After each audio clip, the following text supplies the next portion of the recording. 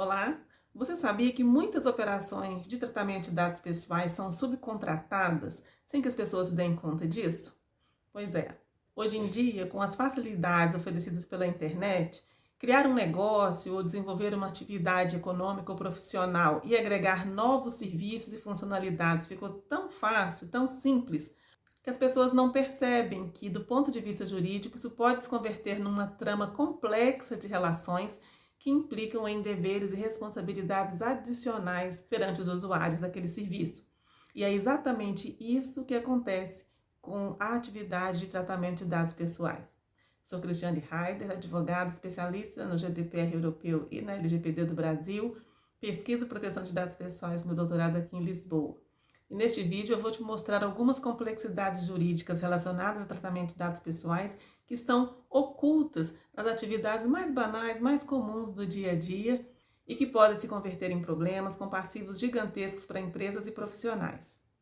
Eu vou utilizar um incidente recente com uma empresa prestadora de serviços de entrega de comida, o iFood, como pano de fundo, como exemplo para a nossa conversa ficar mais palpável. Então, que incidente foi esse com o iFood? Um empregado de uma empresa contratada, prestadora de serviço de atendimento, que tinha acesso privilegiado à plataforma do iFood, promoveu alterações indevidas no cadastramento dos restaurantes, substituiu os nomes dos restaurantes por declarações de cunho político. O iFood agiu rapidamente, interrompeu o acesso dessa empresa à plataforma, corrigiu os nomes dos restaurantes, divulgou que não houve vazamento de dados, não foi detectado vazamento de dados e que os dados pessoais dos clientes, os dados dos restaurantes e os dados de entregadores estavam seguros. E os dados de pagamento, como dados de cartão de crédito, que esses dados ficavam armazenados no dispositivo do cliente, eles não eram armazenados na plataforma, eles não coletavam esses dados, o banco de dados deles não contém, segundo eles informaram, dados de pagamento. Daqui a pouco eu vou destrinchar essa atividade empresarial nos vários possíveis desdobramentos da atividade de tratamento de dados pessoais. Mas por que eu estou detalhando esse incidente com o iFood? Porque diante de todas essas providências tomadas pelo iFood e tomadas apropriadamente, diga-se de passagem, advogados e jornais publicaram declarações e notícias a dizer que estavam tudo bem, que não houve nenhum incidente com os dados pessoais. Mas será que não houve mesmo? Na verdade, só uma investigação vai demonstrar se houve ou não incidente com os dados pessoais. Por quê? Porque a adulteração dos nomes dos restaurantes é sim um incidente de segurança da informação que acarretou a quebra da integridade daquela informação. Ela deixou de espelhar a verdade, ela sofreu uma alteração. Mas para o regime jurídico da proteção de dados pessoais, não é preciso que haja vazamento de dados ou adulteração da informação para que se tenha um incidente de segurança com dados. Para que se tenha um incidente de segurança nos termos da LGPD. O mero tratamento de dados em desconformidade com as disposições da LGPD configura um incidente de segurança passível, inclusive, de aplicação de penalidades. Então, eu vou destacar dois aspectos. O primeiro deles é o seguinte: a empresa contratada pelo iFood, ela tinha acesso privilegiado ao sistema. O que significa isso? Qual que era a extensão desse acesso? Incluía dados pessoais? O empregado que promoveu a adulteração dos nomes dos restaurantes, ele tinha acesso a dados pessoais? A função que ele exerce na empresa exigia que ele tivesse esse nível de acesso? O exercício das suas atribuições exigia esse nível de acesso?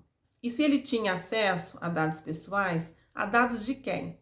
De clientes diretos do iFood, de clientes dos restaurantes e lanchonetes, de clientes de outras empresas que fazem entrega também para o iFood? Qual que era a extensão desse acesso? Lembrando que esse é um mero exemplo para fins didáticos. Mas esse é o tipo de incidente que, embora tenha violado a integridade de dados não pessoais, ele pode ensejar uma ação fiscalizatória por parte da ANPD. E essa fiscalização ela pode ser originada por denúncia por parte de titulares de dados, de clientes das empresas, por parte de parceiros ou mesmo de concorrentes. Como assim? Em janeiro de 2022, a ANPD inicia ações fiscalizatórias e de aplicação de sanções.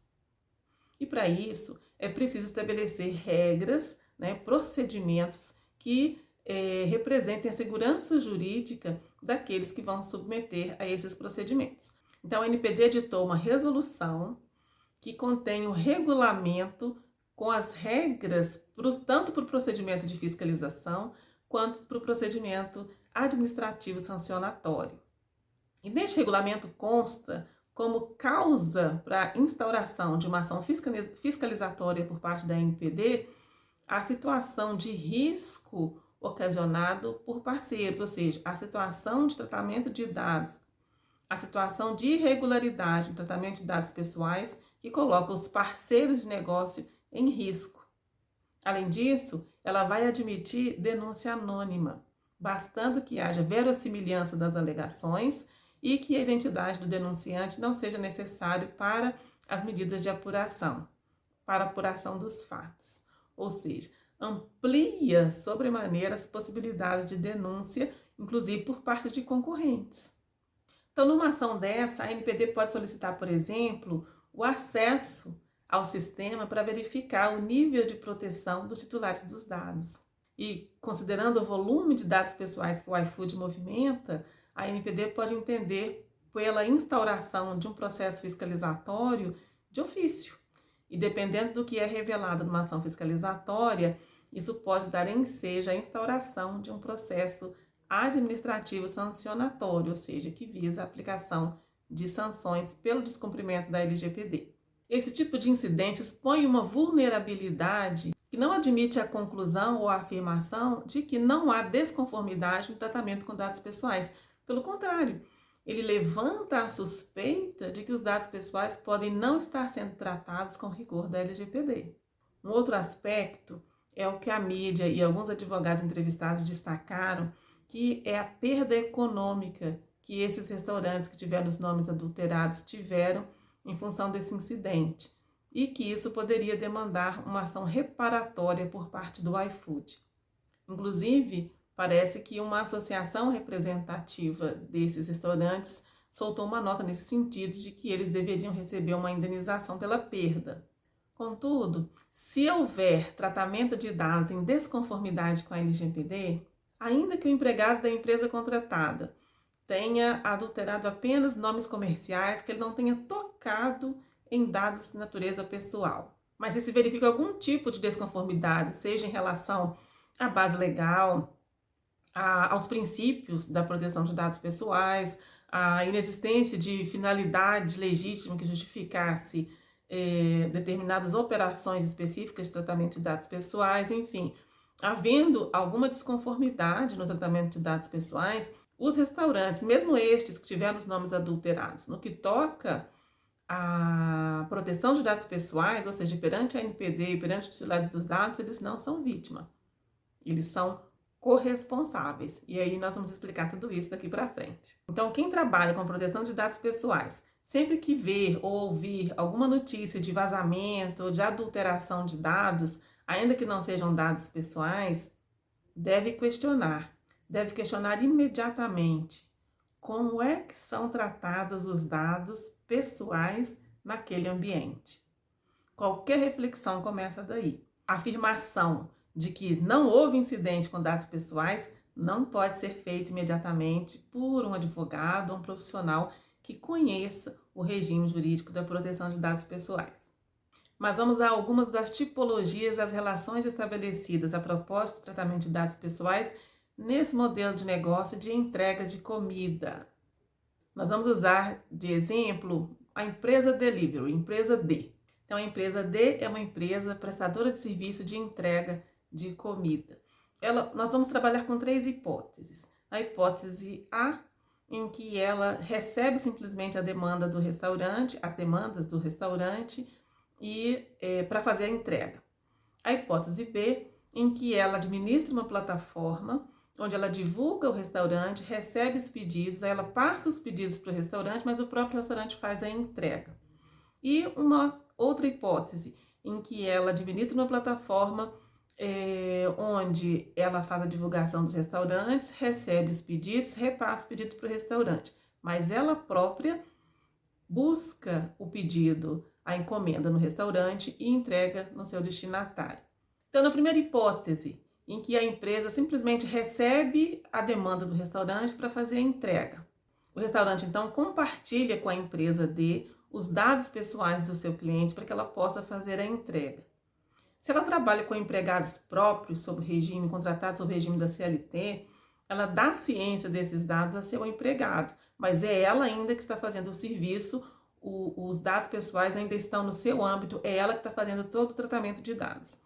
Mas se ela trabalha com entregadores que são PJ, que são pessoa jurídica, ela promove o compartilhamento destes dados com outro agente de tratamento para que ele faça determinado serviço, no caso, efetivamente entregue a encomenda no destinatário. Neste caso, é um caso até mais simples, o restaurante é controlador, os dados são seus, é ele que determina como eles vão ser tratados.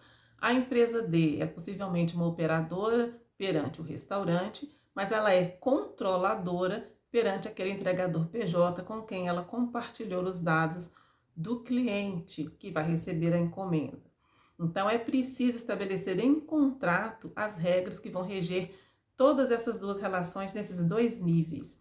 E parte do restaurante.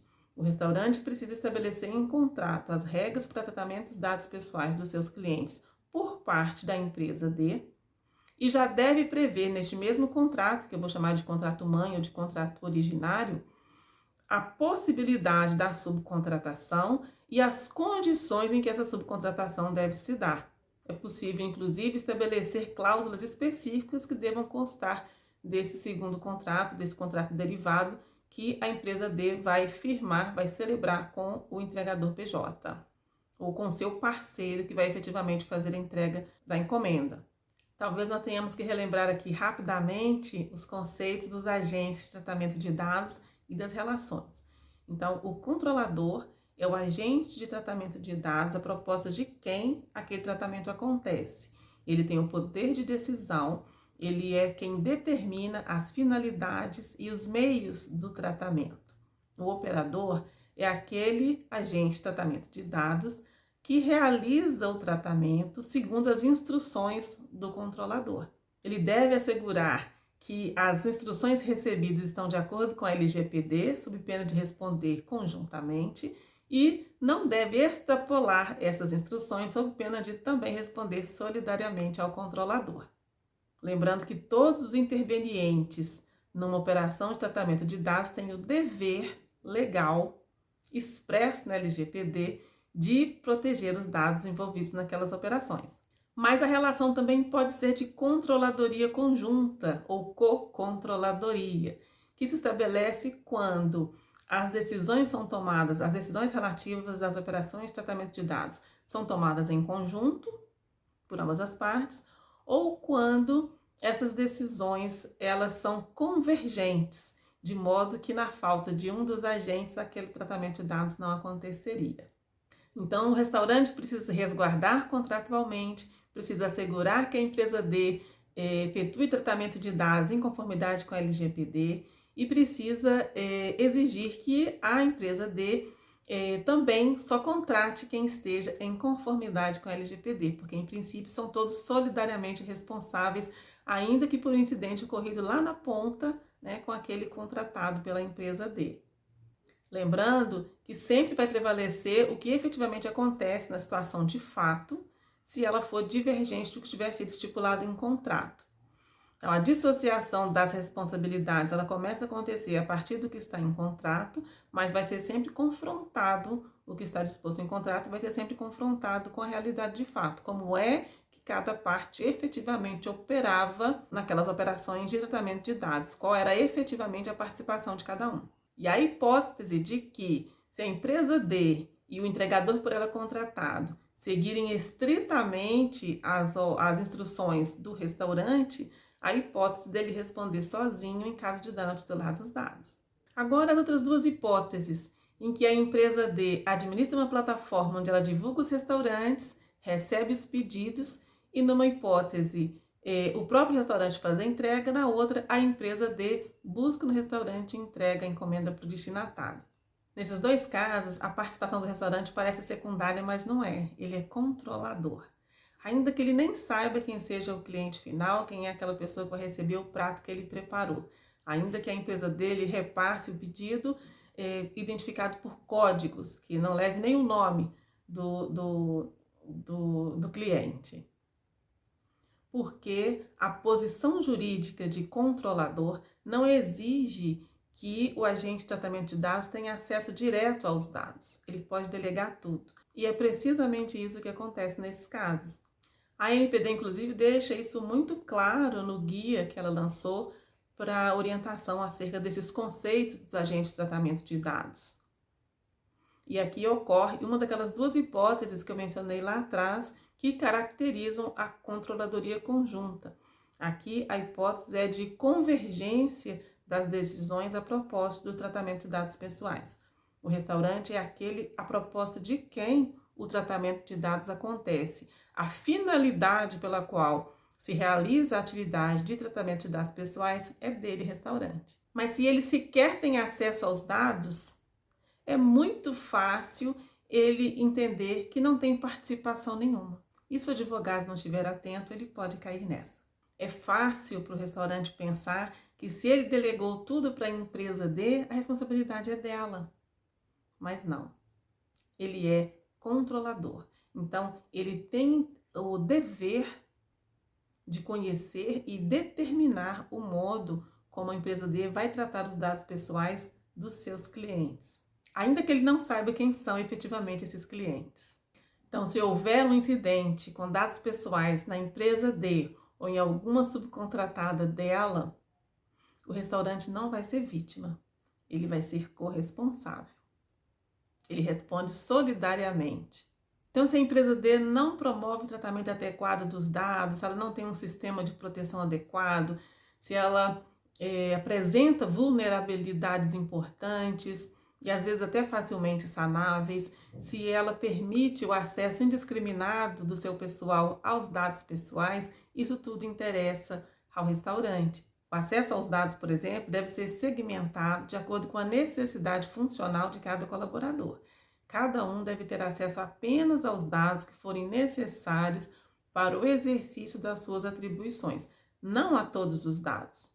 Então, por exemplo, se a empresa D que vai fazer a entrega, a pessoa do restaurante que recebe o pedido não precisa ter acesso ao endereço de quem fez o pedido, nem a nenhum dado de contato direto com essa pessoa. Obviamente, quem sendo cliente do restaurante, em algum momento pode haver necessidade do contato com esse cliente, mas essa solicitação de acesso precisa ser específica e cumprir as exigências da LGPD. Precisa ter finalidade legítima, específica, base legal, e aquele dado deve ser realmente necessário para a finalidade informada. Por outro lado, é possível que o restaurante tenha a relação de todos esses clientes? É possível, desde que tudo isso faça parte de um plano. Por isso é importante que tudo isso esteja definido do modo como vai se dar a relação entre os dois agentes de tratamento de dados pessoais. Quem vai ficar com os dados, por que vai ficar com os dados, em que termos vai ficar com os dados, quais são as responsabilidades de cada um.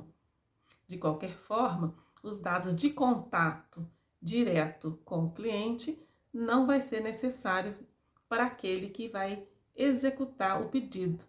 De toda forma, todo o acesso aos dados é recomendável que seja autenticado e que fique registrado de modo a não permitir alteração posterior para que seja auditável. Esse registro das operações de tratamento de dados é uma exigência legal e é a forma do agente de tratamento se desincumbir do seu ônus de prestação de contas.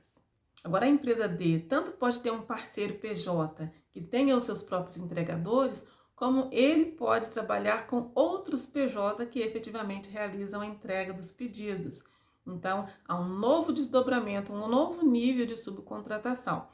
Aquele que dá origem à contratação do serviço, no caso o restaurante, ele tem a faculdade de limitar o número de subcontratações, no sentido de desdobramento de níveis de subcontratação das atividades de tratamento de dados pessoais. E isso tudo vai ter a ver com a possibilidade dele ter algum tipo de controle sobre as operações de tratamento de dados que são realizadas a partir, né, da sua finalidade, a finalidade primitiva que é atender aos seus interesses, porque ele vai ser solidariamente responsável nesses desdobramentos todos.